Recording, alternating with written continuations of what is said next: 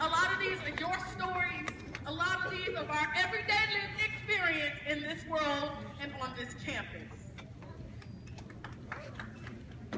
Unpacking the invisible Mizzou backpack. The University of Missouri just celebrated its 175th anniversary. However, Black students weren't allowed to enroll until the 1950s. If you know that for all 175 years, you would have been allowed to study at this institution based on your race, you have white privilege. If you can own an expensive item and it is not assumed that you stole it, or that it's a knockoff, or that you are deserving of having it, you have white privilege. You have white privilege if you can easily purchase undergarments in your skin complexion. If you aren't afraid to bring children into this world because they might be killed for being black, you have white privilege. If you haven't routinely been the only person of color in your classes, you have white privilege.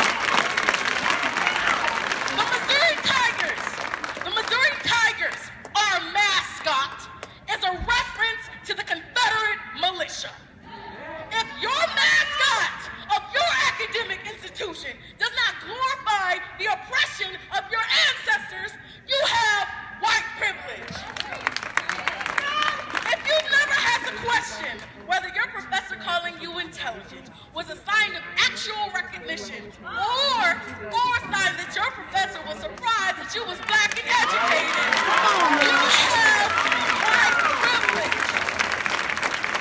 If you doing well in your coursework doesn't surprise people, you have white privilege. If you've never had a talk about police and how you should interact with them as a person of color, you have white privilege. You have white privilege if you don't have to think about race every day. You've never been stared at or referenced during a segment on Black history or slavery. You have white privilege.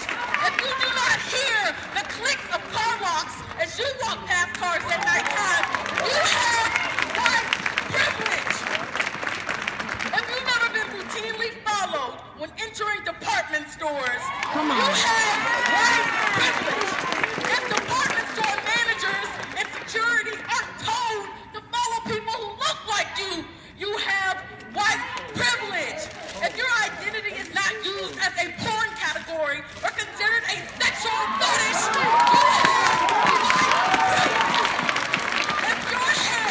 If your hair isn't treated as a petting zoo, if people don't reach your hand until your head without asking, you have white privilege. If you've never been expected to speak on behalf of your entire race, you have white privilege. If you've never been told that you speak well for a member of your race, you have white privilege. If your natural hair is not criticized and called unprofessional, you have white privilege. If you can go to a shooting range with your parents and not be killed for being black and holding a gun, you have white privilege. If you can look at pictures of this year's homecoming court and see people who look like you have white privilege. If this university acknowledges and celebrates your ethnic history, you have white privilege. If many of your professors share the same race as you, you have white privilege. If most of the administrators, faculty, and staff at this institution look like you, you have white privilege. If it isn't assumed that you only got into college by way of affirmative action, you have white privilege. If people don't assume that you have a large scholarship and that the government must be paying for you to go to college, you have white privilege. If you're sure you won't be called a racial slur when going into Greektown, you have white privilege. If you can look at a Mizzou admissions brochure and see more than two people who share the same race as you,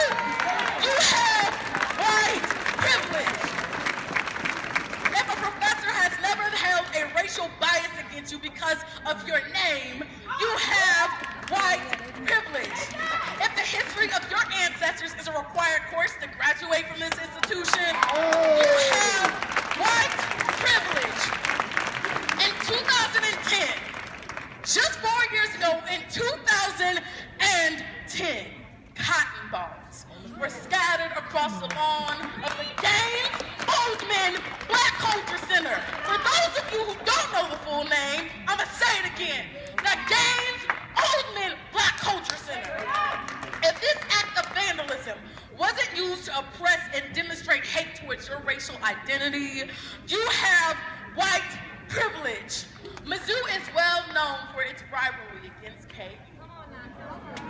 This rivalry is rooted in Missouri's attempt to force Kansas to enter the Union as a slave state through a series of violent acts known as Bleeding Kansas.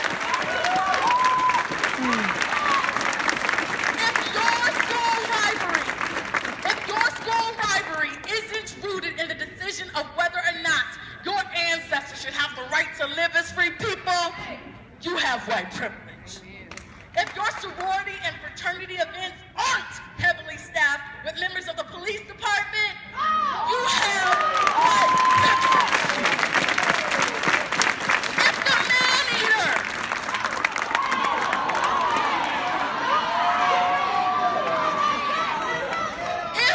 man-eater doesn't call you belligerent for demanding justice for black and brown lives, you have white privilege.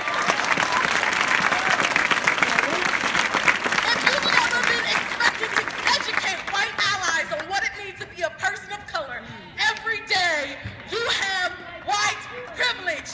If you can stand up and demand justice for your life and not be called defiant, ignorant, angry, or loud, you have white privilege.